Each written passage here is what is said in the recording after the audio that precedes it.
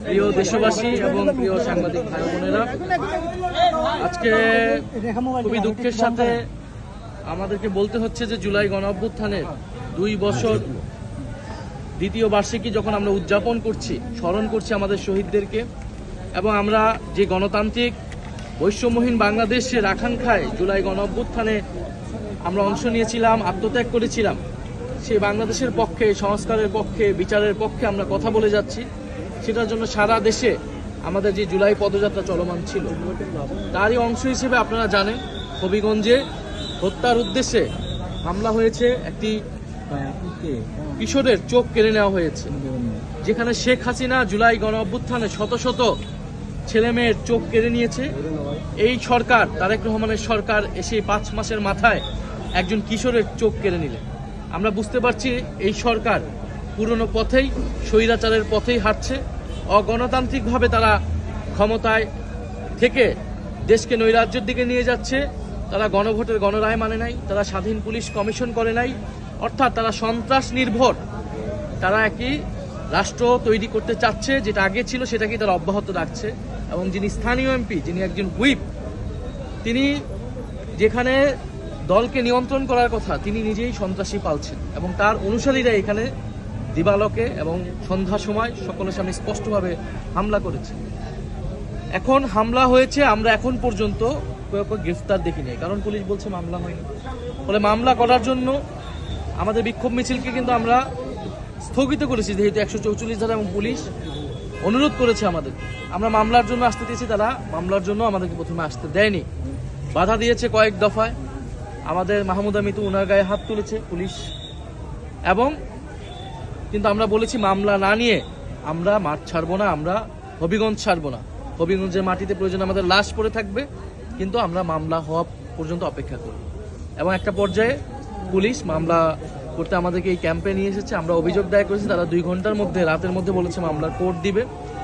এবং আপনারা দেখতেছেন, আশেপাশে শুনতেছেন যে সন্ত্রাসী বাহিনী, যে স্থানীয় এমপির এবং বিএনপির সন্ত্রাসী বাহিনীরা তারা কিভাবে আতঙ্ক তৈরি করার চেষ্টা করছে। আপনি দেখেন গত 16 বছর তাদের এই উলম্ফন কোথায় ছিল। যখন বালুর ট্রাক দিয়ে বেগম খালেদা জিয়ার বাসভবন আটকে রাখা হয়েছিল, আজকে তারা সেই ট্রাক বসিয়েছে, তো তাদের হিম্মত হয়নি তখন সেই ট্রাক সরানোর।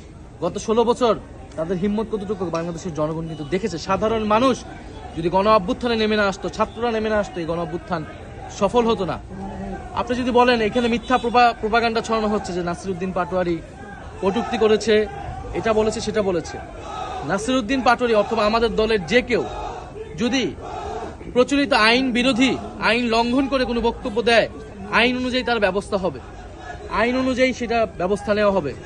তিনি যদি রাজনৈতিক মূল্যবোধ বিরোধী কোনো বক্তব্য দেন, সেটার বিচার জনগণ করবে, ভোটে জনগণ রায় দেবে, জনগণ সেটা বিচার করবে। কিন্তু ছাত্র দলের বা বিএনপির বা কোনো সন্ত্রাসী তো সেটা বিচার করার কোনো এখতিয়ার নাই, কিন্তু তারা সেটা করছে। আর যদি কটূক্তির কথা বলেন, যে এক্স প্রেসিডেন্ট, যে ফ্যাসিস্ট চুপ্পু, তিনি বর্তমান প্রধানমন্ত্রী তারেক রহমানকে নিয়ে কটূক্তি করেছেন, জিয়াউর রহমানকে নিয়ে কটূক্তি করেছেন, খালেদা জিয়াকে নিয়ে কটূক্তি করেছেন। তাদের যদি হিম্মত থাকে, তাদের যদি শরীরে পশম থাকে, তাহলে তারা যে সেই এক্স চুপ্পুর বিরুদ্ধে কথা বলুক, চুপ্পুকে গ্রেফতার করুক। সেই হিম্মত কিন্তু এই সরকারের নাই। তাহলে তারা কতিপয় যুবক, যারা আমরা গণ অভ্যুত্থানে ছিলাম, যারা আমরা নতুন রাজনৈতিক দল করেছি, যারা আমরা গণতান্ত্রিক রাষ্ট্র বিনির্মাণের জন্য এখনো কাজ করে যাচ্ছি, এই সন্ত্রাসের বিরুদ্ধে তো আমাদের লড়াই ছিল। এটার জন্যই তো আমরা দেশের গণতান্ত্রিক সংস্কার চেয়েছিলাম, যাতে পুলিশ স্বাধীনভাবে কাজ করবে, বিচার স্বাধীনভাবে কাজ করবে। তো আজকে যেটা হলো, পুরা জিকে গৌস উনি যে সন্ত্রাসী ছিলেন বা সন্ত্রাস পালেন, সন্ত্রাসীদেরকে আশ্রয় দেন, এটা হবিগঞ্জের মানুষ জানতো এতদিন। গতকাল এটা পুরো বাংলাদেশ জেনেছে এবং আজকে এটা পুরো পৃথিবী জেনেছে।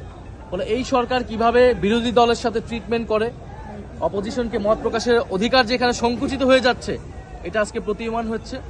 আমরা পুলিশকে বলবো, এখানে এসপি ছিলেন, আমরা বলবো যে পুলিশ যদি তার নিরপেক্ষতা প্রমাণ করতে চায়, ধরে রাখতে চায়, পুলিশের যেই শেখ হাসিনার সময় যে দলীয়করণ, সেখান থেকে তাদের ইমেজ যদি উদ্ধার করতে চায়, তাহলে অবশ্যই এই ঘটনার যথাযথ বিচার হতে হবে। দ্রুত সময়ের মধ্যে, আজকে রাতের মধ্যে গ্রেফতার করতে হবে। আসামিদের কোনোভাবে যাতে পালিয়ে যেতে না পারে, গ্রেফতার করে তাদের বিচার হলে আমরা তাও ধরবো যে কিছু পরিমাণ হইলেও এখানে এখনো ন্যায় বিচার আছে।